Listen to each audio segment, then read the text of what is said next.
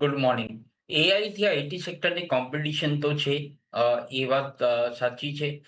But આપણે IT સેક્ટરની કંપનીઝનું જોઈએ તો આ લોકોનું જે એમ્પ્લોયી કોસ્ટ છે એ ટોટલ એક્સપેન્સીસનું મતલબ રેવન્યુનું 65% એમ્પ્લોયી કોસ્ટ હોય છે.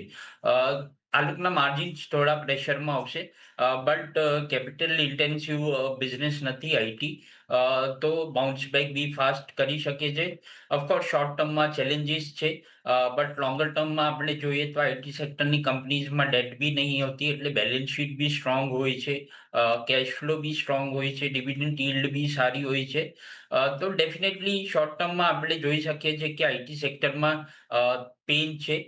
તો થોડું વેઇટ એન્ડ વોચ કરવું જોઈએ.